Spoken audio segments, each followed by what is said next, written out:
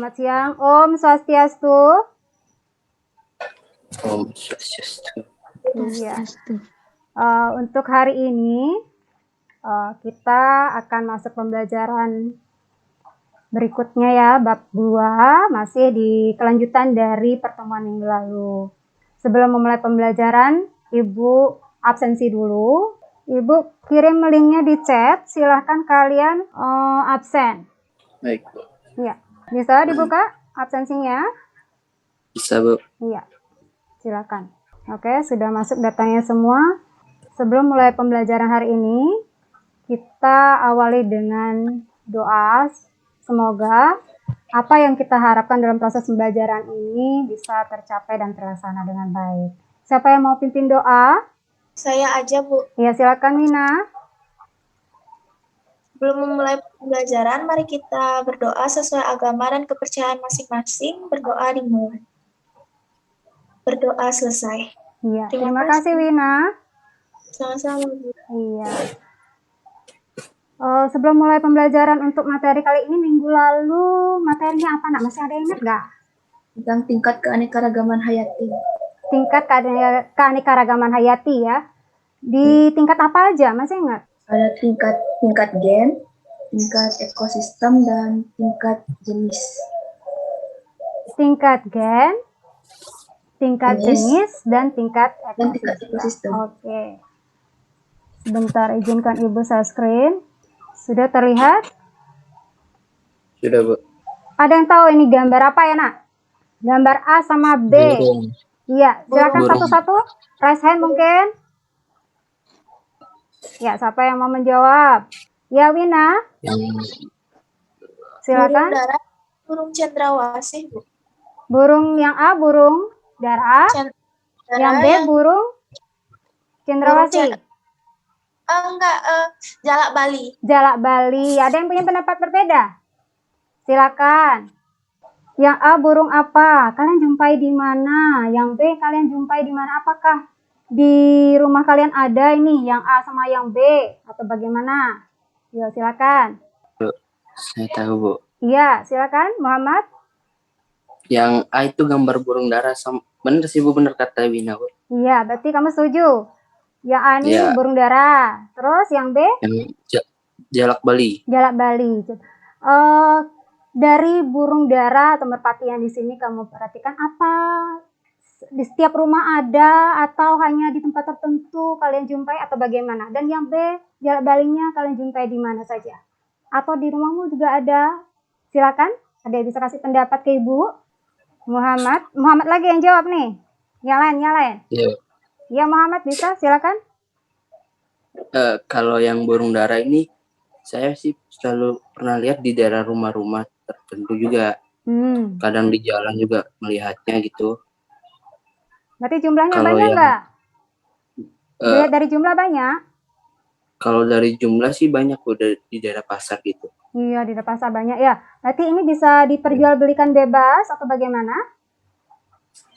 Iya, Bu, bisa diperjualbelikan bebas dan juga bisa dibuat lomba itu juga, burung itu berdarah. Oke. Kalau yang B bagaimana? Kalau yang B saya belum pernah melihat sih.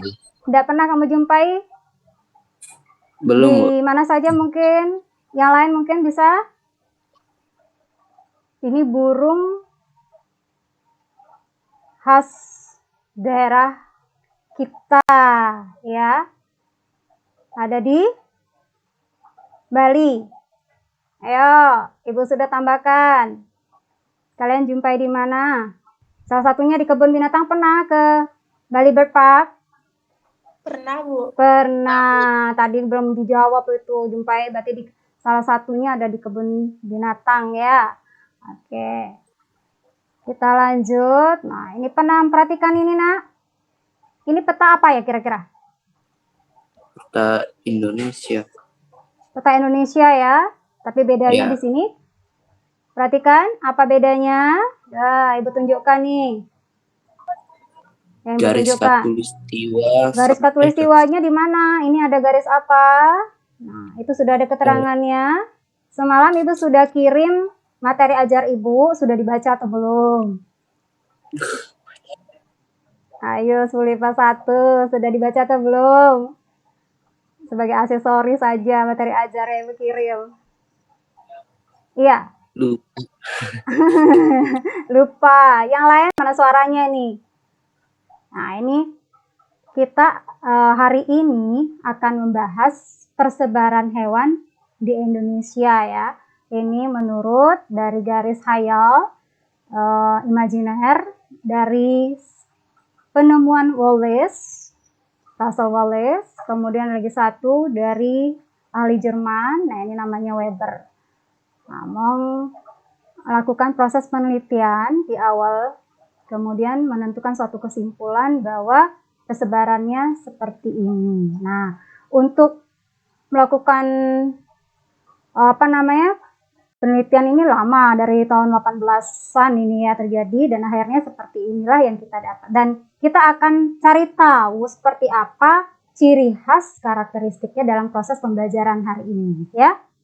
Nah, ini KD kalian untuk pertemuan hari ini sama dengan yang minggu lalu, yaitu menganalisis berbagai tingkat keanekaragaman hayati di Indonesia beserta ancaman dan pelestariannya. Ini IPK-nya menganalisis persebaran karakteristik flora dan fauna di Indonesia, kemudian merinci berbagai ancaman terhadap kelestarian keanekaragaman hayati, kemudian merinci manfaat dan nilai keanekaragaman hayatinya, dan tentunya proses ini dilakukan pada pengerjaan LKPD, dan hasil laporannya itu berupa nanti PowerPoint-nya ya. Nah, tujuan pembelajaran kita hari ini, nah ini model yang Ibu pakai dalam proses belajar adalah PBL, Problem Based Learning, dengan tujuan yang pertama, berarti kalian mengamati tayangan PowerPoint nanti Ibu sajikan kasus-kasusnya, kemudian dapat menganalisis persebaran karakteristik flora dan fauna di Indonesia. Kemudian yang kedua, dengan diskusi kalian dapat merinci berbagai ancaman terhadap pelestarian keanekaragaman hayati. Dan yang ketiga, melalui diskusi kelompok nanti kalian dapat merinci manfaat dan nilai keanekaragaman hayati itu dengan tepat. Iya. Sampai sana kira-kira bisa ya? Dipahami kira-kira tujuan kita hari ini melakukan proses pembelajaran? Bisa, Bu. Iya. Kita lanjut. Nah, ini Ibu punya kasus yang pertama. Disesuaikan dengan yang tadi pada persepsi yang Ibu lakukan menunjukkan bahwa peta persebaran fauna Indonesia. Nah, ini ada berapa nih gambarnya, Nak? 6 gambar ya? Iya. Nah, di sini kalian pada kasus 1 ini menentukan, carilah informasi dari gambar di atas, aspek yang diamati, dan menentukan nama organismenya. Nah, ini kalian harus tahu nih ke-6-6-nya. Dan wilayah persebarannya ini tadi menurut garis yang tadi ya, Wallace sama Weber-nya. Ya. Kemudian, nah, status konservasinya kalian mengikuti Undang-Undang Nomor 5 Tahun 1990. Nah, itu apakah dia hewan ini dilindungi atau tidak. Nah, itu kalian akan observasi. Itu untuk kelompok 1 ya, kasus 1-nya kelompok 1 dan kelompok 2. LKPD-nya sudah Ibu bagi di grup, sudah, Nak? Coba dicek grupnya. Sudah ya? Sudah, Bu. Sudah, oke. Nah, untuk menjawab, nah di sini ada, kalian perhatikan bagaimana karakternya, tinggal kalian memasukkannya ke dalam tabel-tabel yang sudah ada di LKPD-nya. Kalian cocokkan itu hewannya apa. Nah, karakteristiknya seperti ini. Ini untuk Australianya. Kemudian ini untuk fauna peralihannya. Kira-kira untuk kelompok 1 dan 2 ada yang mau ditanyakan mengenai tugasnya? Silakan. Tidak ada. Tidak, Bu. Tidak. Kelompok 1 itu Dwi, Gita, Sri Wahyuni sama Weni. Ini satu tanya Ibu. Betul ya? Iya, Bu. Betul. Kelompok 2, Iya, Pratnya, Laras, Nastiti sama Bina. Betul? Betul, Bu. Iya. Ada yang ditanyakan, Nak? Nggak ada sih, Bu. Nggak ada. Oke, kita lanjut. Yang lain juga memperhatikan ya, walaupun kalian tidak mengerjakan semua dari kasus-kasus ini, tapi kalian perhatikan, menyimak nanti jawaban teman nih. Kalau ada yang ditanyakan, silahkan ditanyakan. Ini kasus yang kedua. Nah, di sini ada gambar 3. Ini proses hibridisasi. Kemudian ini adalah tentunya kerusakan hutan dan kerusakan laut. Dari 3 gambar ini, nah, kalian cari tahu bagaimana upaya atau usaha yang bisa kalian lakukan untuk melakukan proses pelestarian dan dampaknya itu bagaimana. Ya. Dampaknya terhadap keanekaragamannya apakah menurun atau bertambah, silahkan. Kelompok 3 itu tadi ya. Ada yang ditanyakan? Kelompok 3? Tidak, Bu. Tidak. Sebentar. Baterainya Ibu habis. Kita lanjut. Kasus untuk kelompok 3 ini. Sorry, kelompok 4 ya. Kelompok 4 betul ya? Intan, Ayu, iya. Kelompok 4. Nah, di sini ada 3 gambar. Ini kira-kira gambar A ini apa ya, Nak? Ada yang bisa? Hutan mangrove. Hutan mangrove. Lagi ngapain ini? Ada orang lagi ngapain? Melakukan apa? Penanaman. Penanaman, reboisasi, ya. Kemudian yang B nih. Gambar apa ini? Kebun binatang. Kebun binatang. Kalian tentunya pernah ke sana ya. Apa yang kalian lakukan di sana? Kemudian yang C, ini apa kira-kira gambarnya, Nak? Terumbu karang. Terumbu karang. Nah, ini dia, kalian dari 3 gambar ini kita masuk pada bagaimana upaya melestarikan. Nah, apa langkah-langkah yang bisa kalian lakukan dalam tentunya di sini supaya terlindungi, konservasi alam ini terlindungi. Apakah itu secara in situ, apakah itu secara ex situ, dan langkah-langkahnya itu seperti apa? Itu mohon didiskusikan nanti. Kira-kira ada yang ditanyakan? Untuk kelompok 4, kasus 3. Silakan. Ngerti? Iya, kalau iya.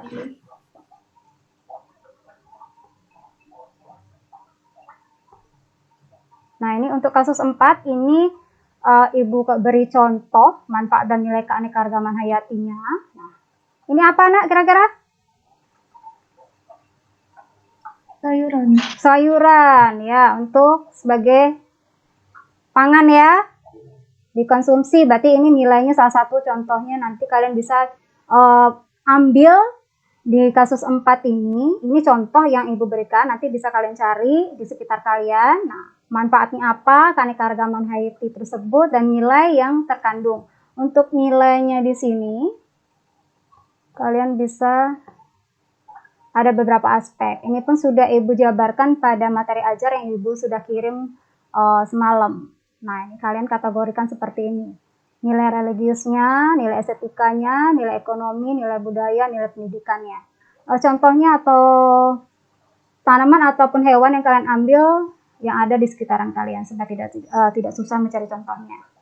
Itu untuk kasus kelompok 5 ya, betul ya, kasus 4 untuk kelompok 5. Ya. Kira-kira sampai sini ada yang ditanyakan? Masih tetap semangat kan ya? Masih tetap semangat. Oke, Ibu stop screen dulu. Iya. Nah, untuk berdiskusi, Ibu akan bimbing kalian satu persatu masuk ke breakout. Ya. Nanti kalian di dalam breakout, Ibu kasih waktu 15 menit, berarti 15.05. Kalian akan kembali ke main room. Untuk yang wilayah persebarannya itu perlu diisi nggak daerah kayak daerah wilayah oriental atau Australian peralihan gitu?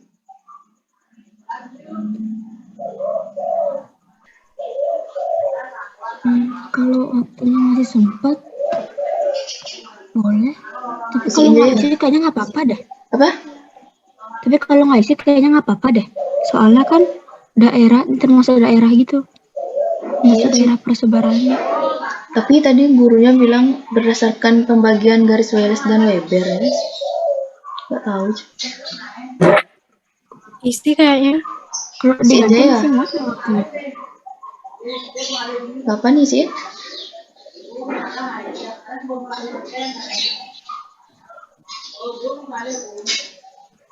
Diisiin boleh. Oke. Bentar. Tapi Bentar ya. kayak pulau-pulau Kalimantan itu gini aja dulu. Kayak misalnya wilayah oriental dalam kurung itu udah langsung daerahnya. Oh, oke. Bentar. Recording in progress. Oke. Kelompok 1 ya. Ya Bu. Kelompok 1. Iya, Bu. Iya, sudah mulai diskusinya, Nak? Sudah mulai diskusinya, silakan. Sudah, Bu. Tolong di-record. Ada yang bisa merekod, bisa gunakan HP atau Sudah, Bu. bentar. Sudah bisa ya? Sudah. Ada masalah untuk kelompok 1? Ada yang mau ditanyakan? Mumpung masih Ibu di sini di kelompok 1 untuk presentasinya nanti, siapa yang mewakili? Saya, Bu. Siapa? Saya. Dwi. Iya. Ya, Dwi. Sudah siap, Dwi? Oh, Bu, sebentar, Bu. Untuk wilayah persebarannya itu berdasarkan garis Wallace dan Weber, kayak daerah oriental, Australia gitu ya. Kamu sebutkan dulu pulaunya itu kamu jumpai di mana, kan gitu? Misalnya orangutan. Orangutan itu ada dijumpai di pulau Kalimantan. apa? Misalnya ada di Sumatera kan gitu. Iya. Nah, nanti baru kamu kategorikan bahwa dia termasuk tipe fauna di oriental. Oke. Terima kasih, Bu. Iya, bisa? Yang lain udah? Ada lagi yang tanyakan? Oh iya, lagi 2 tolong dimasukkan yang tadi burung dara atau merpatinya itu. Sama lagi 1 burung jalak balinya ya. Tambahkan lagi 2 itu. Supaya terlihat nanti, oh ini yang dilindungi ya, ini tidak. Bisa tambahkan lagi 2? Iya, Bu. Iya, oke. Ingat jamnya ya, nanti 13.05 kalian ke main room. Iya, Bu. Ya? Iya. Ibu tinggal ya? Iya. Mau cek yang lain. Yang ingin mau berpendapat untuk dampaknya, bisa dilakukan pendapatnya ya, disebutkan pendapatnya dari dampak-dampak negatif ataupun positif kalau ada. Ini coba Marcel, aku boleh Marcel. Marcel, gimana pendapatmu tentang hibridisasi ini? Apanya nih? Dampak negatif apa positifnya? Silakan, bisa terserahmu dulu. Kalau mau bukan positifnya dulu, negatifnya dulu, silakan secara garis besarnya kayak gimana. Kalau dari dampak negatif yang mungkin timbul terhadap keberadaan plasma nutfa ini, dan ekosistem yang ada adalah keberaneka-ragaman makhluk hidup di ekosistem dapat menghilangkan akibat munculnya bioteknologi untuk mendapatkan organisme yang unggul sehingga ekosistem alam tersebut akan punah. Oke, Itu pendapatnya. Jadi intinya itu karena penggunaan bioteknologi yang berlebihan atau praktek-praktek gitu ya namanya ya, praktek-praktek untuk mengawetkan silang, untuk dampak-dampak negatifnya itu bisa membuat tanaman-tanaman yang lain yang nggak mau bertahan itu jadi punah ya. Iya, punah. Untuk dampak positifnya ada nggak? Waktunya untuk kalian diskusi sudah habis, lewat mungkin berapa menit. Nah, kita masuk ke kasus 1. Siapa yang mau presentasi terlebih dahulu? Kelompok 1 atau kelompok 2? Silakan. Om Swastiastu, Ibu. Sebelumnya, apakah slide sudah muncul? Sudah muncul. Saya lanjutkan ya. Perkenalkan, nama saya Nika Devineta Krisnanda Putri, perwakilan dari kelompok 1 untuk melakukan presentasi hari ini.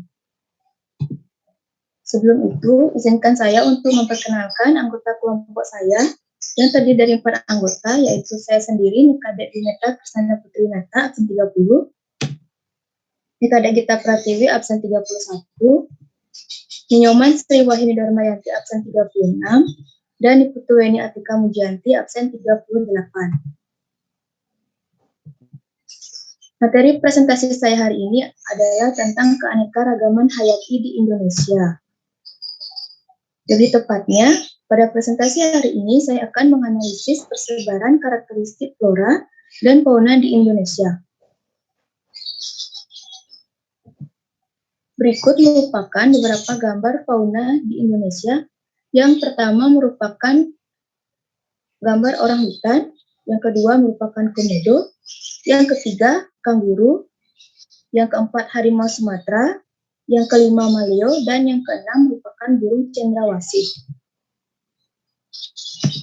Berikut merupakan tabel hasil analisis yang kami lakukan. Pada gambar pertama terdapat orang hutan dengan wilayah persebaran, yaitu terdapat di Pulau Kalimantan, Pulau Borneo, dan Sumatera. Orang hutan berdasarkan garis Wallace dan Weber, orang hutan termasuk ke dalam fauna daerah oriental dengan status konservasi yaitu terancam punah. Pada gambar kedua atau pada nomor 2 terdapat organisme komodo dengan wilayah persebaran yaitu Nusa Tenggara Timur dan termasuk ke dalam fauna daerah Australia dan peralihan. Sedangkan untuk status konservasi komodo yaitu rentan terhadap kepunahan. Yang ketiga merupakan kanguru. Wilayah persebaran kanguru terdapat di daerah Papua, di mana Papua tersebut termasuk ke dalam fauna daerah Australia dengan status konservasi yaitu kritis terancam punah. Yang keempat merupakan harimau Sumatera. Wilayah persebaran harimau Sumatera terdapat di Pulau Sumatera. Dan harimau Sumatera termasuk ke dalam fauna daerah oriental. Dengan status konservasi harimau Sumatera yaitu kritis, terancam punah, dan populasi menurun. Sedangkan untuk nomor 5 yaitu maleo. Wilayah persebaran maleo yaitu terdapat di Pulau Sulawesi dan termasuk ke dalam fauna daerah peralihan. Untuk status konservasi maleo yaitu populasinya mengalami penurunan sekitar 90% semenjak tahun 1050-an. Untuk yang terakhir yaitu burung cendrawasih. Burung cendrawasih menyebar di daerah Papua dan termasuk ke dalam fauna daerah Australia. Untuk status konservasi burung cendrawasih yaitu berisiko rendah terhadap kepunahan. Tidak hanya itu, kami juga menganalisis burung merpati serta burung jalak Bali. Hasil analisis kami yaitu merpati merupakan hewan kelas apes atau jenis burung yang berbadan gempal dengan leher pendek dan paruh ramping pendek. Dengan jumlah populasi burung merpati tergolong banyak dan bisa dijumpai di daerah sekitar karena sering dibudidaya oleh orang-orang serta minat budidaya terhadap burung tersebut juga tinggi. Oleh karena itu, burung merpati tidak termasuk ke dalam fauna yang dilindungi. Sedangkan untuk burung jalak, jumlah populasinya bisa dikatakan sedikit. Tercatat pada tahun 2020 kemarin, jumlah burung jalak sekitar 300 ekor dan bisa dikatakan populasinya terancam punah. Burung ini dilindungi dan tempat perlindungannya adalah di Taman Nasional Bali Barat. Berdasarkan analisis yang kami lakukan, kami dapat menarik kesimpulan bahwa dari kebanyakan hewan di atas, rata-rata memiliki status konservasi yang terancam punah dan dilindungi. Kepunahan jenis hewan dan tumbuhan dalam suatu ekosistem dapat terjadi karena bencana alam, misalnya banjir, gunung meletus, dan kebakaran hutan. Tak hanya itu, kepunahan juga dapat ditimbulkan oleh ulah manusia yang tidak bertanggung jawab, misalnya pembakaran hutan, perburuan, dan pencemaran lingkungan. Kepunahan jenis hewan dan tumbuhan dapat dikurangi dengan melakukan pelestarian sumber daya alam, seperti pelestarian secara in situ serta pelestarian secara ex situ. Sekian presentasi dari saya. Mohon maaf apabila ada kesalahan kata. Saya ucapkan terima kasih dan Om Santi Santi Santi. Om Santi Santi Om. Terima kasih ya Dwi. Sangat bagus. Kasih aplaus buat temannya yo. Ya, gitu saya semangat ya. Presentasinya sudah bagus. Isinya pun juga sudah komplit. Sudah sampai tadi persepsi Ibu menayangkan burung merpatinya sama burung jalak. Burung jalak apa ini? Apa? Jalak Bali ya, Ya. Kelompok 2 ada yang mau menambahkan atau yang jawabannya berbeda atau mau dipresentasikan lagi? Bagaimana? Ayo silakan kelompok 2, wakil dari kelompok 2 silakan. Nanti kita perhatikan jawabannya masing-masing, nanti baru kita tarik kesimpulan yang mana laporannya yang paling komplit atau kedua-duanya sama sudah memenuhi. Silakan kelompok 2. Wakil kelompok 2 siapa yang mau presentasi? Di sini ada Putu Pratnya, Laras Ayu, Nasiti sama Wina. Catatannya dari kelompok kalian. Om Swastiastu. Om Saya dari Swastiastu. perwakilan kelompok 2 akan mempresentasikan tentang keanekaragaman hayati di Indonesia. Pertama saya akan memperkenalkan nama kelompok saya. Yang pertama ada Ana Agung Putu Pratisari, nomor absen 2 saya sendiri. Yang kedua ada Kadek Laras Ayu Ananda, nomor absen 22. Yang ketiga ada Nasiti Dia Nur Hakiki, nomor absen 29.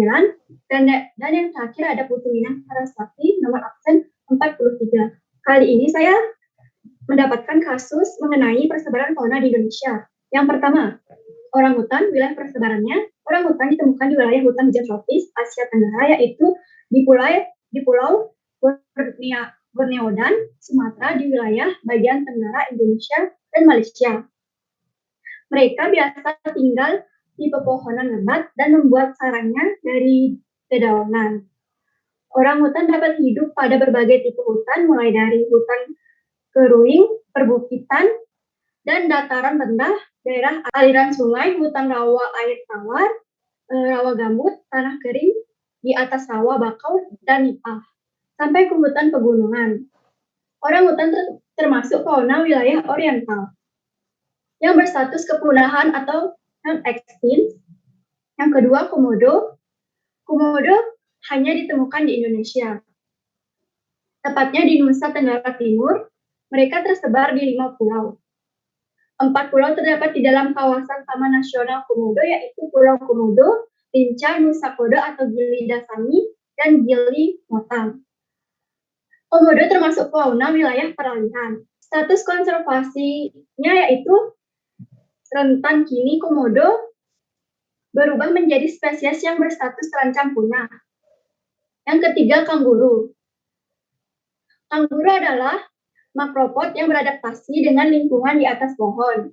Mereka mendiami hutan hujan di Australia dan Papua, Queensland, dan pulau-pulau terdekat. Meski sebagai besar ditemukan di daerah pegunungan, beberapa spesies juga terdapat di dataran rendah seperti Dendrolagus pedix. Kanguru termasuk fauna wilayah Australia. Status konservasinya yaitu kepunahan atau not extinct. Yang keempat ada harimau Sumatera. Harimau Sumatera adalah populasi Panthera tigris sondaica yang mendiami Pulau Sumatera. Indonesia dan satu-satunya anggota subspesies harimau Sunda yang masih bertahan hingga saat ini.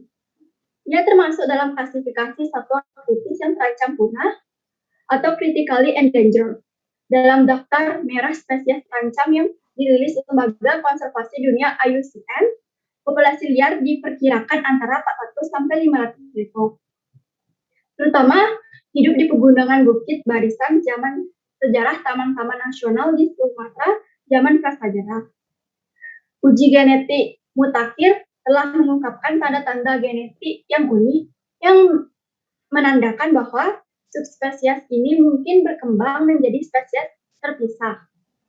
Bila berhasil lestari, harimau Sumatera termasuk fauna di wilayah oriental yang berstatus kritis atau critically endangered. Yang kelima, burung maleo. Burung maleo merupakan burung endemik Sulawesi. Habitat burung nan cantik dengan panjang sekitar 55 cm. Ini terdapat di beberapa tempat di Pulau Sulawesi.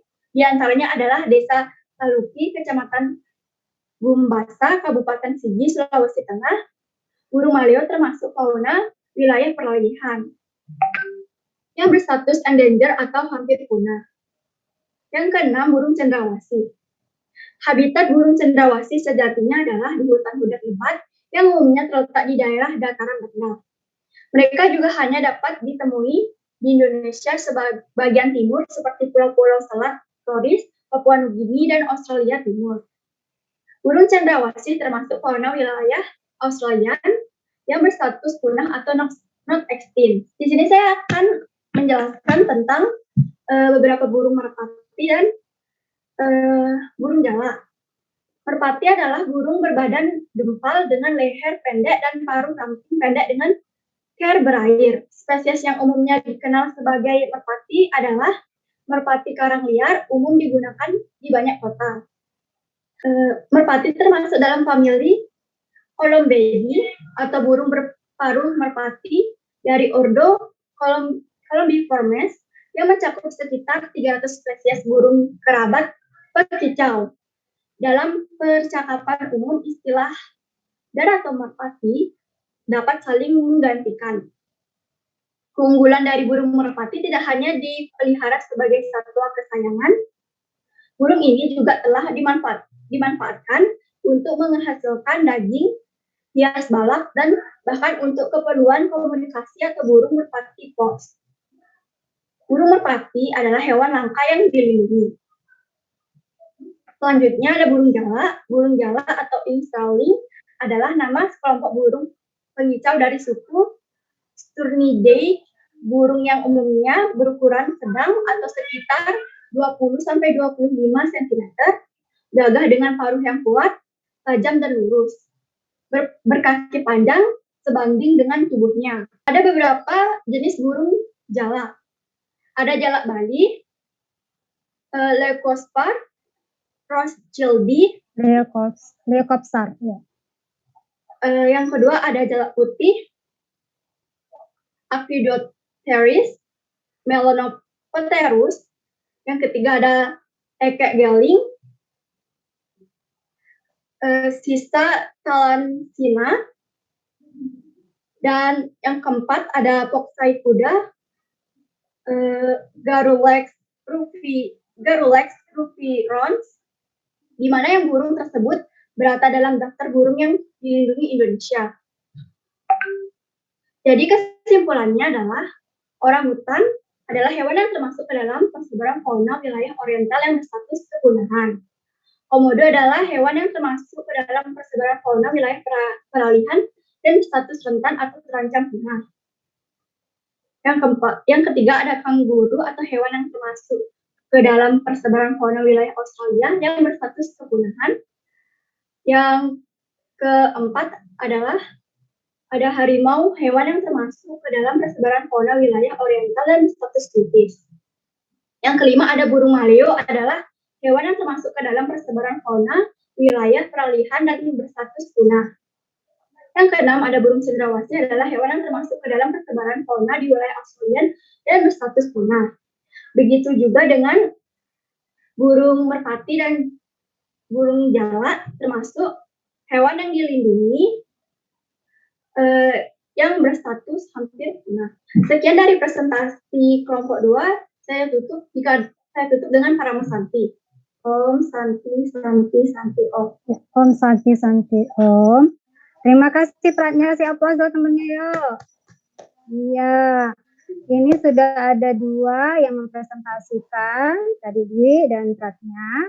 Nah, kalau kalian memperhatikan sesama, ada beberapa hal yang berbeda dari pendapat 2 kelompok. Ya, silakan kelompok lain yang menanggapi. Yo, silakan. Dicermati tidak tadi hasilnya? Kelompok 1 menyajikan sama kasusnya, kemudian dan kelompok 2 juga sama kasus, tapi hasilnya ada sedikit perbedaan. Hasil dari status konservasinya, nah sudah Ibu tekankan tadi di sini kasus konservasinya menurut Undang-Undang ya Nomor 5 tahun 1990 itu tentang konservasi sumber daya alam hayati dan ekosistem yang ada di Indonesia. Ada yang mengamati tadi burung merpati antara kelompok 1 dan kelompok 2. Hasil dari status konservasinya, ada yang mengamati baik-baik tadi. Ayo, siapa yang mau berbicara? Silakan kasih pendapatnya. Kemudian orang hutan juga tadi. Silakan. Ayo 10 IPA 1. Ini mungkin. Ini Nastiti baru masuk ke silakan.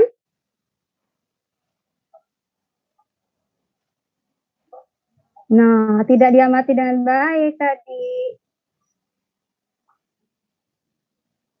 Ibu ulas kembali ya tadi ya. Yang merpati menurut kelompok D jumlahnya banyak dan ada di sekitaran lingkungan kalian berada. Ada di mana-mana saja dijumpai dengan jumlah yang banyak. Betul begitu tadi Dwi kelompok 1? Iya, Bu. Iya, sedangkan kelompoknya peratnya tadi burung merpatinya dinyatakan akan punah. Ya, yang lain tidak mencermati dengan baik. Betul begitu tadi kelompoknya peratnya? Betul. Iya. Silakan ada yang mau kasih pendapat sebelum Ibu menyimpulkan dari kasus 1 ini? Silakan. Berarti analisisnya yang kelompok 1 yang benar menurut kalian atau dari kelompok 2? Silakan. Ya. Yang jawab selain kelompok 1 dan 2. Atau mungkin dari kelompok 2-nya mungkin kasih argumen dulu. Silakan.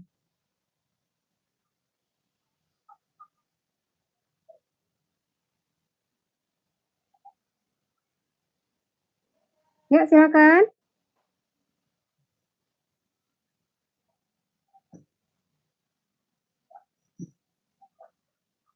Yuk, 10 IPA 1. Yang lain perhatikan jawaban temannya, tidak hanya mendengar gitu, keluar masuk ya. Atau ada yang ngantuk ini? Masih tetap semangat kan ya? Masih tetap semangat ya? Ada yang nyaut, ayo direspon. Masih, Bu. Iya, masih. Ya, silakan. Silakan, ada yang berkomentar?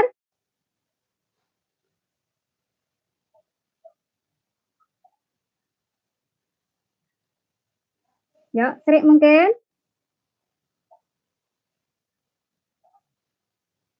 Ini wajah-wajahnya, coba Ibu klik dulu. Yang lain tidak terlihat wajahnya. Agung mungkin, yuk. Mulyani, Tasya, silakan. Nah, kalian sependapat dengan kelompok 1 atau kelompok 2? Merpatinya itu tadi. Kalian jumpai, benar analisa dari kelompok 1 dapat dijumpai di sekitar lingkungan rumah, di jalan juga banyak ada di situ. Jadi tidak termasuk dalam kategori akan punah. Sedangkan kelompok 2 tadi menyatakan bahwa merpatinya sama statusnya dengan burung jalak Bali, terancam punah dia. Ya, silakan kasih pendapatnya. Ayo, kasih kalian Ibu nilai loh. Baru tadi yang presentasi 2 orang. Yang tadi jawab juga di depan baru 2 orang. Ayo, silakan. Bu, menurut saya Ya, Intan. Ayo. Intan absen berapa, Tan? absen 21. 21. Ya, silakan. Menurut saya yang benar itu dari kelompok 1, Bu. Kelompok 1. Ya. Ntar dulu, wajahmu terpotong terlihat di kamera Ibu. Iya, supaya cantik kelihatan tuh ya. Berarti menurut Intan bahwa kelompok merpati itu dimasukkan kategori masih hewan yang tidak terancam punah, ya, tidak dilindungi, ya. Belum kategori seperti itu. Iya. Ada yang punya pendapat beda lagi? Ada? Oke. Ibu tarik kesimpulan dari kasus 1 ini. Untuk merpati itu kalian banyak jumpai ya, di sekitar kalian ada yang memelihara dengan gampang, bisa dikembangkan dengan cepat ya. Itu berarti di sini jumlahnya sangat banyak ya, tidak termasuk hewan yang dilindungi. Jadi orang yang memiliki itu tidak harus memiliki surat izin resmi untuk memelihara, untuk yang merpati. Sedangkan burung jalak balinya baru termasuk dari kelompok hewan yang dilindungi, karena dia kalau tidak dilindungi dia termasuk dari kelompok apa di sini? Terancam punah apendik 1 ya. Iya, apendik 1. Berarti dia artinya seluruh spesies hewan itu dilarang bentuk penjualannya dalam bentuk apapun. Ya. Kemudian ada satu istilah lagi tadi yang mungkin supaya tidak salah terus, yang not extinct kalau nggak salah itu tadi kelompok 2. Itu konservasi menurut perdagangan CITES-nya ya. Dari Convention of International Trade-nya ya, Endangered Species, betul ya? Itu yang orang utan masuk ke statusnya critical. Ya, apendik 1, dilindungi keberadaannya. Nah, itu yang beda dari poin dari kelompok 1 sama kelompok 2. Oke? Ada yang ditanyakan kira-kira dari kasus 1 ini? Sudah clear ya? Kalau menurut undang-undangnya nomor 5 tahun 1999 terutama pasal 20-nya itu bahwa menyatakan bahwa ada hewan itu dilindungi, terancam punah, kemudian harus perlu proses perbanyakan, itu ada nilai konservasinya di sini, dan jika dia diperdagangkan bebas, nah itu ada aturannya khusus. Apakah dia masuk apendik 1, apendik 2, atau apendik 3. Nah, untuk kelompok 1 dan kelompok 2 kasusnya seperti itu. Ada yang mau ditanyakan? Tidak ada, Bu.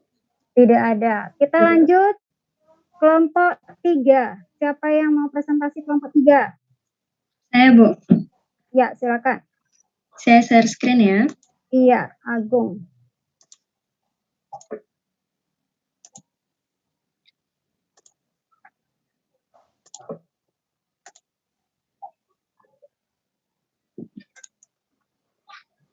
Ya. Baik. Om Swastiastu, Ibu Guru dan teman-teman. Om Swastiastu. Pada kesempatan kali ini, saya mewakili kelompok 3 akan mempresentasikan mengenai hasil diskusi kami tentang keanekaragaman hayati. Sebelumnya, saya akan memperkenalkan kelompok 3 terlebih dahulu. Pertama, ada Dwi Mulyani Putri, absen 4. Lalu saya, Ibu Siagong Putri Indri Wijayani, absen 7. Lalu ada Nilu Intan Puja Semesti, absen 34. Dan Nimade Dinda Marcelia, absen 35. Pada kasus kali ini, kelompok 3 mendapatkan mengenai dampak kerusakan keanekaragaman hayati di Indonesia. Yang pertama ada hibridisasi. Hibridisasi adalah efek samping dari pengenalan dan invasi. Fenomena ini dapat sangat merugikan spesies langka yang bersentuhan dengan yang semakin berlimpah. Spesies yang berlimpah dapat kawin silang dengan spesies langka, membanjiri kolam gen. Masalah ini tidak selalu jelas dari morfologi atau penampilan luar, pengamatan saja.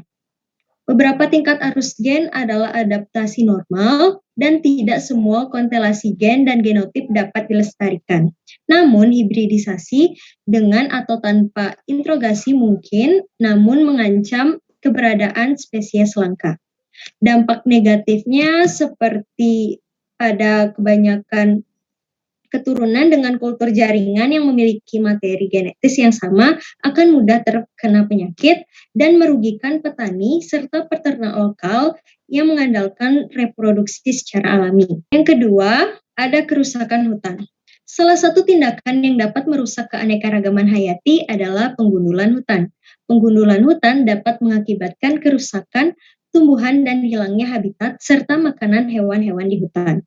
Hewan-hewan di hutan akan mati. Hal tersebut akan berdampak pada menurunnya tingkat keanekaragaman hayati. Yang terakhir adalah kerusakan laut. Penyebab ancaman kerusakan ekosistem laut juga berasal dari adanya pencemaran limbah industri. Limbah industri yang tidak mempunyai pembuangan akan memiliki berbagai dampak, salah satunya berdampak pada ekosistem laut.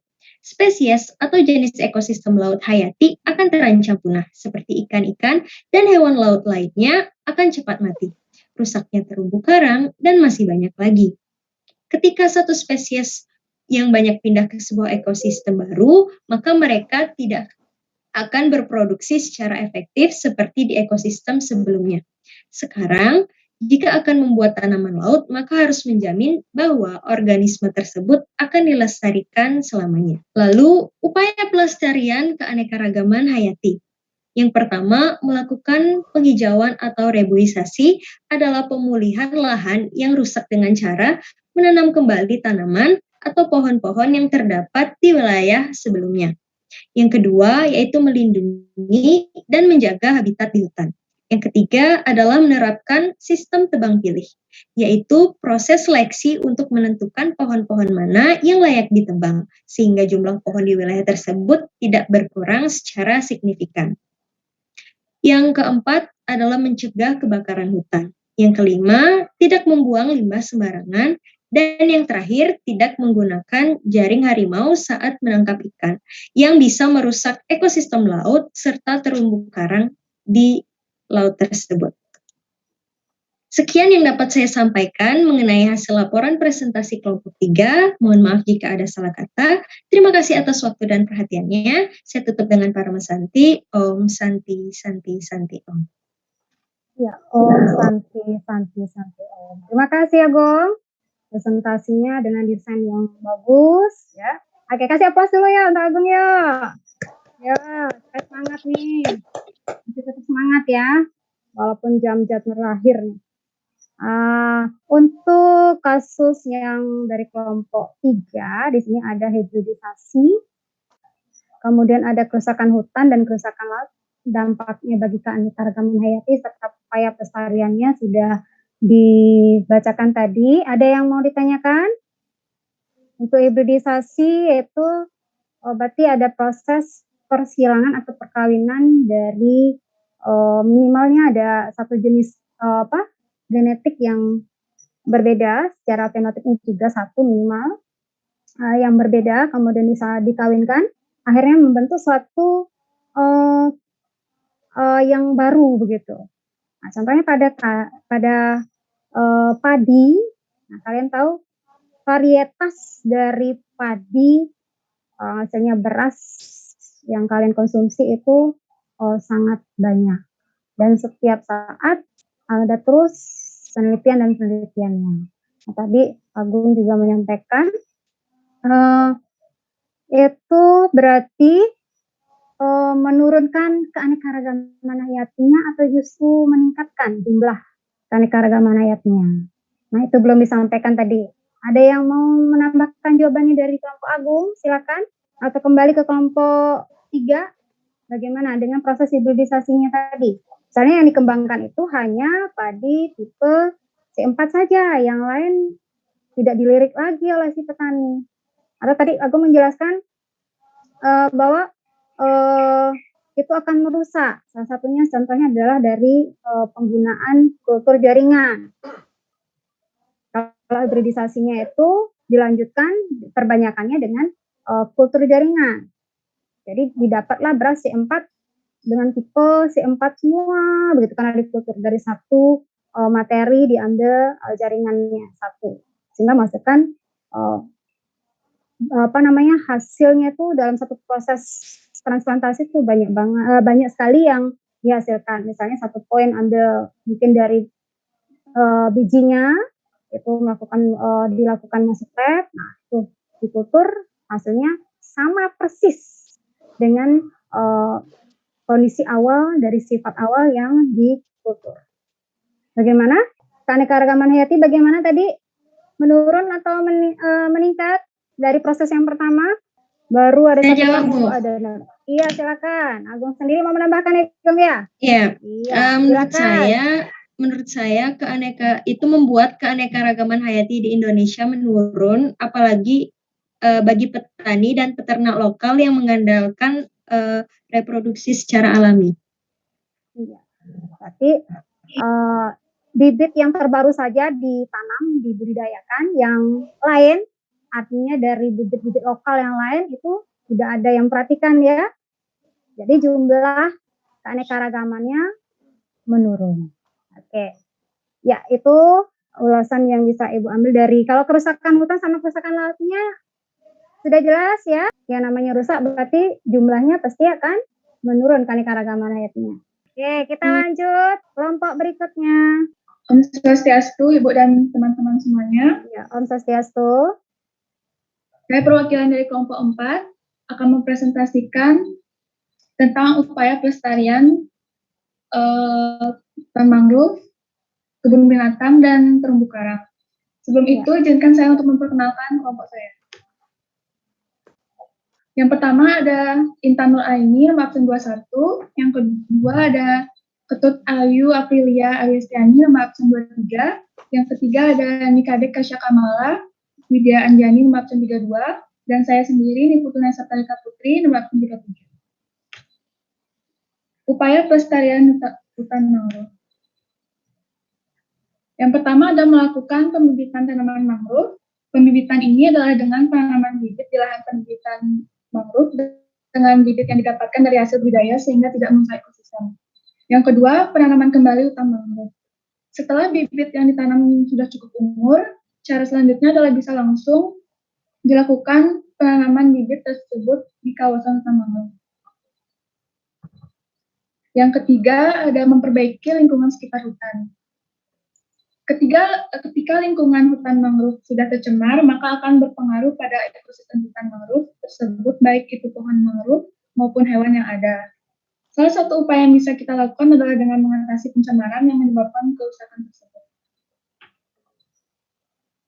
Yang keempat ada melakukan budidaya kepiting bakau. Budidaya kepiting bakau merupakan suatu cara untuk mengembangkan perekonomian suatu kawasan wilayah yang memiliki potensi besar dalam pengembangannya dan juga bisa melestarikan hutan bakau. Yang kelima, memberikan edukasi pentingnya hutan mangrove kepada masyarakat.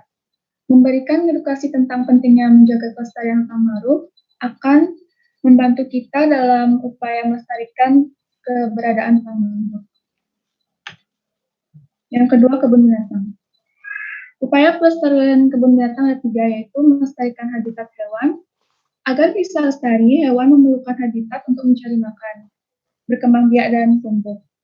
Namun habitat ini sering terancam rusak dan menyebabkan risiko kepunahan. Cara melestarikan habitat ini misalnya dengan mendirikan tanaman nasional di tempat hewan tersebut. Yang kedua, melarang pemburuan dan perdagangan hewan.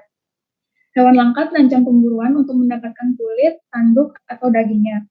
Sehingga pemburuan, perdagangan, dan penangkapan hewan langka ini dilarang agar jumlahnya di alam tidak semakin berkurang. Pelaku pemburuan ini juga harus ditindak tegas dengan hukuman dan denda. Yang ketiga, melakukan penangkaran hewan langka.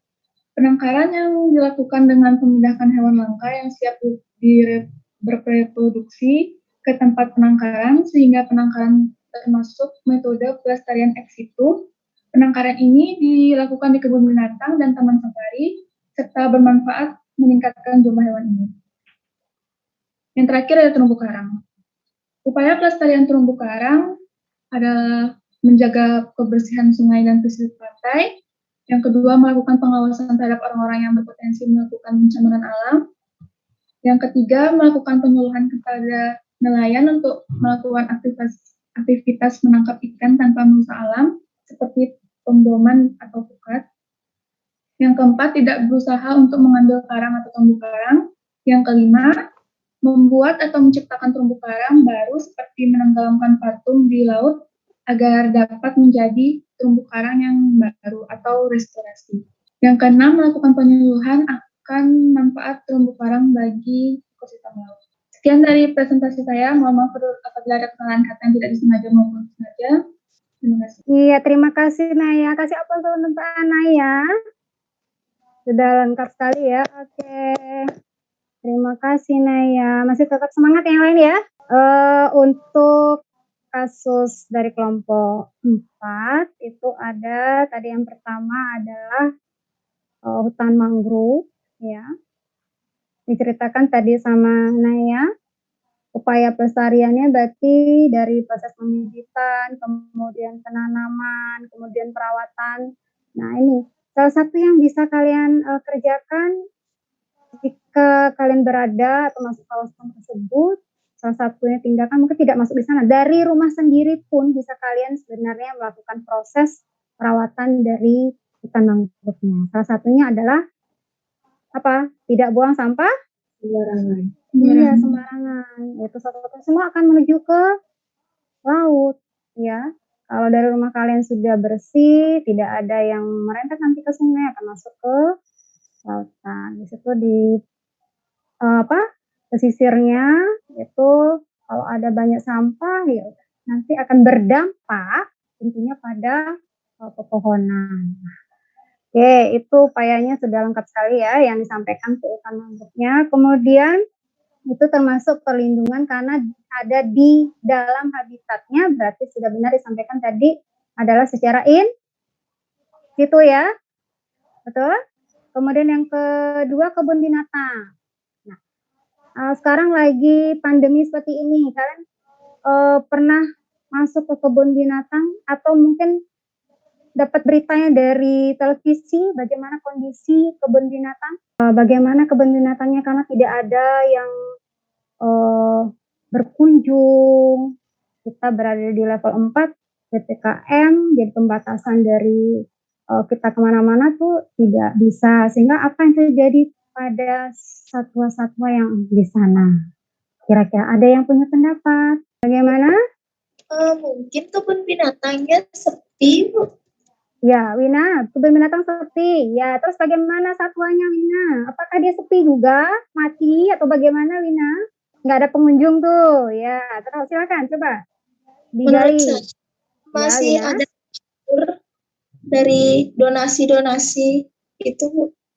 Iya, berarti masih ada orang-orang yang peduli ya, terhadap kebun binatang. Jadi mereka berikan donatur, melakukan donasi ke beberapa kebun binatang, memberikan salah satunya adalah pakan untuk keberlangsungan hidup satwa-satwa yang ada di sana. Kalian sendiri bisa melakukan hal kecil-kecil itu.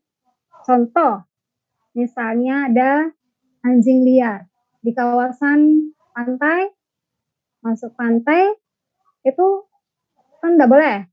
Nah, anjing banyak yang ada di sana, anjing liar. Siapa yang memberikan makan? Itu juga termasuk kita walaupun hal-hal kecil yang bisa kita lakukan juga nantinya akan bermanfaat pada jumlah keanekaragaman hayati tersebut.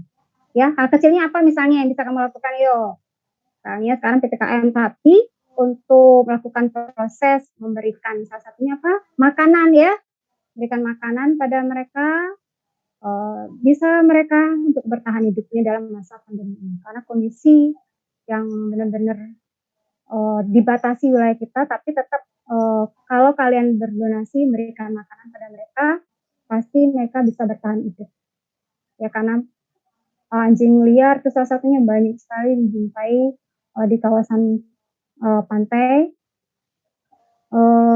Itu salah satunya bisa kalian ambil contoh kecilnya bagaimana kalian mengupayakan kelestarian, salah satunya hal kecil yang bisa kalian lakukan di lingkungan kalian. Ya, ada mungkin yang ketemu mungkin kucing di rumahnya masuk kucing liar, ada? Banyak, Bu. Banyak ya, dikasih makan ya, kasihan ya. Nah, itu salah satu upaya kecil yang bisa kalian lakukan. Mungkin nggak perlu jauh-jauh ke kebun binatang ya, berkilometer kamu menempuh jarak, di sekitaran kalian pun masih banyak yang bisa kalian kerjakan. Oke, itu untuk yang kasus ketiga. Lanjut. Kasus berikutnya, silakan kelompok berapa sekarang? Kelompok 5 ya? Iya, Bu. Silakan. Saya presentasi. Iya. Sebelum masuk ini ada yang tanya nggak tadi? Sudah jelas upaya pelestariannya dengan 3 hal tadi. Itu sebenarnya masih banyak sekali konservasi ya yang bisa kalian amati, dia termasuk perlindungannya in situ dan ex situ itu. Kalian bisa gali lagi lebih lanjut di materi ajar atau sumber lain. Ya, silakan. Yang presentasi siapa? Kelompok 5. Om Swastiastu, Bu Guru dan Om Swastiastu. Saya perwakilan dari kelompok 5 akan mempresentasikan hasil kerja kelompok kami mengenai keanekaragaman hayati. Sebelum itu, izinkan saya memperkenalkan anggota-anggota dari kelompok 5.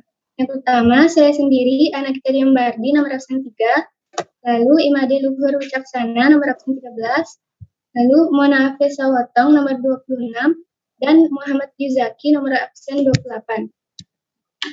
Nah, kelompok kami menganalisis kasus 4 mengenai informasi tentang organisme, manfaat, serta nilai yang dimiliki oleh organisme tersebut. Nah, yang pertama ada organisme pohon jati. Produk yang dihasilkan yaitu kayu jati.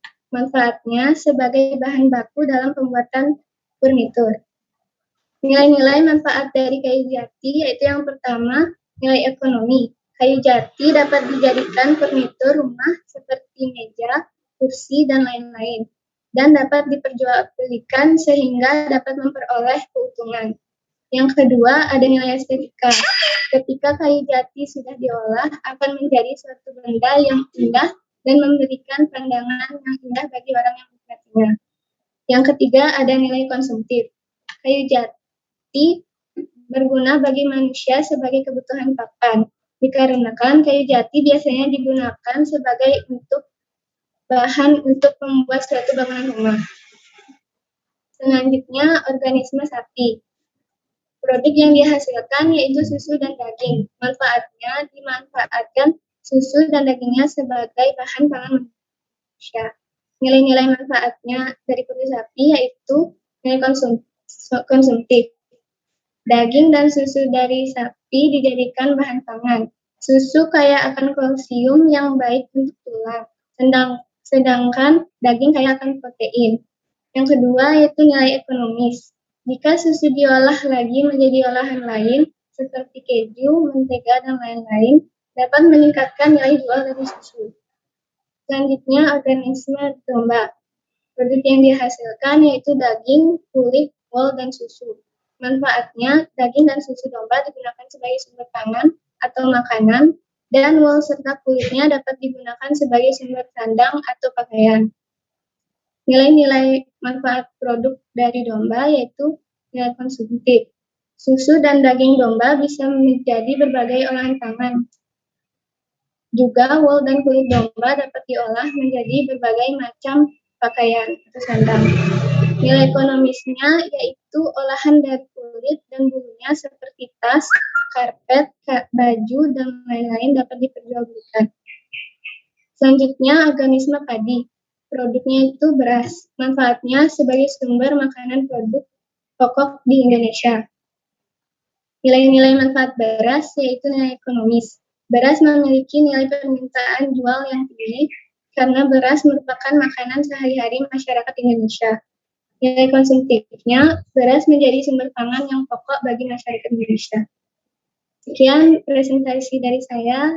Terima kasih. Mohon maaf bila ada kesalahan kata-kata. Om, Santi, Om. Iya, Om, Santi, Om. Terima kasih ya, Dewi. Kasih aplaus dulu temennya ya. Ayo kasih aplaus dulu. Jawabannya sudah benar. Nah, terus contohnya yang digunakan ada pohon jati, ada sapi, ada domba. Lagi satu apa tadi? Padi ya? Ya, padi. Iya. Ada yang mau menambahkan? Dari nilainya terutama, nilai yang didapat dari manfaatnya yang sudah dijabarkan sama Dewi tadi. Contohnya pohon jati. Pohon jati tadi dimasukkan ke nilai yang pertama apa? Ekonomis ya? Ya, ekonomis. Ya, yang kedua? Konsumtif. Dan estetika. Ya. Pohon jati yang termasuk konsumtif bagian apanya? Yang termasuk konsumtif bagian sebagai papan bangunan. Oke. Terus estetika masuk nggak dia? Iya. Masuk. Berarti dia memberikan suatu keindahan. Nah, ini banyak di suatu wilayah jati ini dimanfaatkan untuk ornamen ukir-ukiran daerah suatu daerah khas ukirannya itu jadi dipajang. Nah, itu selain estetika juga memuat nilai manfaat apa. Misalnya kamu masuk keraton terbuat semua dari jati, ukir-ukirannya itu semua cantik-cantik, bahannya adalah jati. Nah, kira-kira selain estetika, nilai apa lagi yang bisa kita ambil? Karena ukirannya khas satu daerah, mencirikan satu daerah tertentu. Ada yang mau menambahkan mungkin jawaban dari kelompok 5? Nilai budaya, Bu. Iya, nilai budaya betul Budaya, Bu. ya, Dian ya. Oke, nilai budaya. Itu tambahannya tadi yang belum dimasukkan ke presentasi dari kelompok 5-nya. Masih ada lagi satu, yang sapi bagaimana? Bisakah sama dengan nilai tadi, nilai budaya yang disebutkan Dian? Di daerah Madura. Ada yang ingat? Ada yang mungkin pernah dengar mekepung di negara. Ada yang asalnya dari negara nih. Bisakah sapi itu dimasukkan dalam selain dia nilai tadi ekonomisnya, konsumtifnya, bisa dimasukkan nilai budayakah di sana? Dilihat panduannya yang Ibu sudah beri ke kalian materi ajarnya. Seperti apa itu nilai-nilainya? Ya silakan, Aprilia mungkin. Bisa, Bu. Iya, bisa dimasukkan nilai budaya? Bisa. Karena di daerah tertentu digunakan, contohnya adalah apa? Mekepung kalau di negara, kemudian di Madura apa? Harapan? Sapi. Iya, betul ya, karapan sapi. Iya, betul. Nah, itu. Berarti ada di satu tempat tertentu, maka si sapi ini punya nilai, selain tadi yang disebutkan konsumtif, kemudian ekonomis, bisa juga menilai, dilihat dari nilai budaya. Iya, itu tambahan dari Ibu untuk kasus yang kelima. Oke, terima kasih sudah mempresentasikan, hasilnya juga sudah luar biasa, bagus sekali. Kita lanjut dari proses ini, apakah ada yang masih ingin ditanyakan mungkin? Karena hari ini tujuan pembelajaran kita mengetahui persebaran dan karakteristik dari flora dan fauna yang ada di Indonesia, kemudian upaya pelestarian serta nilai manfaat. Ada yang ditanyakan? Tidak ada, Bu. Sudah jelas Baru. semua? Sudah jelas semua ya? Sudah. Sudah, kita simpulkan secara garis besar dulu bahwa persebaran fauna di Indonesia itu meliputi wilayah persebarannya menurut Wallace dan Weber itu ada 3. Yang pertama adalah secara fauna berada di daerah oriental atau Asia, kemudian yang kedua fauna ada di kawasan Australia, dan yang ketiga di peralihan. Dia punya ciri khasnya masing-masing. Yang pertama tadi kalau yang di Asia kamu lihat mamalianya sangat banyak, gitu ya, ukurannya besar-besar, primatanya juga tadi orangutannya juga jenisnya banyak. Walaupun masih ada yang mengalami proses yang namanya arah ke punah, gitu, terancam, kritikal. Kemudian untuk yang Australia lebih cenderung di situ ada variasi burung yang warna-warni, warnanya dari bulunya itu sangat bermacam-macam variasinya. Kemudian dari hewan berkantong yang disebut dengan kangurunya. Nah, itu ciri khasnya. Sedangkan kalau yang peralihan itu transisi, jadi mirip ke timur Australianya dan juga ada yang mirip ke daerah Asianya. Itu untuk persebarannya. Kemudian untuk yang kedua, upaya pelestariannya di sini bisa dilakukan secara in situ di dalam habitat asli dan secara ex situ di luar habitat aslinya. Yang contohnya tadi salah satunya yang in situ, misalnya kalian perhatikan dari terumbu karangnya yang rusak tadi kita pelihara di sana, melakukan proses restorasi, perbaikan, pemulihan. Salah satunya kamu upayakan tadi dengan mencemplungkan mungkin patung-patung yang tidak ada manfaatnya di darat. Kemudian ada juga menggunakan kawat, bisa juga seperti itu. Itu berarti dikelola oleh orang-orang tertentu, dipelihara, dirawat di sana.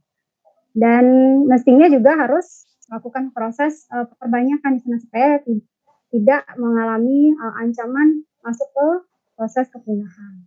Nah, itu untuk kesimpulan secara umum, berarti proses pembelajaran kita sudah tercapai hari ini. Dan Ibu minta kalian merefleksi diri kalian. ada tidak yang mau merefleksi kegiatan hari ini? Salah satunya misal, apa yang kalian sudah pelajari hari ini, kemudian apa yang belum kalian mengerti, atau ada mungkin yang kalian senangi dalam proses kegiatan di daring ini apa? Ya silakan, ada yang mau menyampaikan?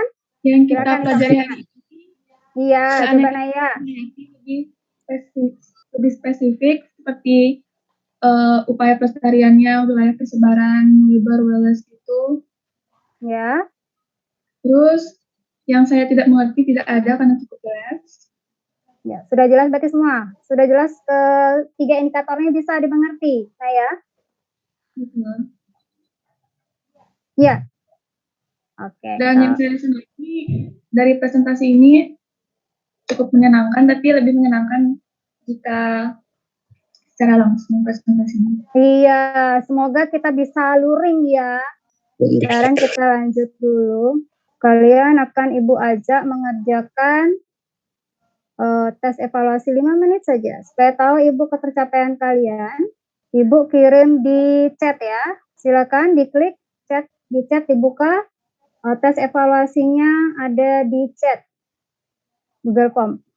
Soalnya hanya 5, waktunya 5 menit cukup. Oke, kita lanjut sekarang ya. Sudah selesai, ini sudah ada yang terreport mengerjakan 10 IPA 1. Ya, berarti keberhasilan kita hari ini lumayan progresnya. Di akhir pembelajaran, untuk pertemuan minggu depan, kita akan bahas struktur virus, ciri-cirinya, serta replikasinya. Ya, itu sudah masuk ke bab 3. Kita akan tutup pembelajaran kali ini. Nah, tadi ini progresnya sudah bagus nih, masuk ke 10 IPA 1-nya ya. Dan di akhir kata Ibu mengucapkan terima kasih. Mohon maaf jika ada yang salah kata, mungkin sengaja maupun tidak sengaja. Diakhiri dengan Pramasanti. Dan sebelum Pramasanti, kalian berdoa dulu. Menutup dulu, lupa Ibu. Ya, silakan dipimpin doanya. Saya akan doa penutupan ini. Sebelum itu, mari kita berdoa sesuai agama dan kepercayaan masing-masing. Berdoa dimulai. Berdoa selesai. Ya, terima kasih Nina. Ya, untuk proses pembelajaran hari ini sudah maksimal bisa kita kerjakan. Terima kasih kalian sudah mengikuti proses pembelajaran hari ini, dan kita tutup dengan Pramasanti. Om Santi, Santi, Santi. Om.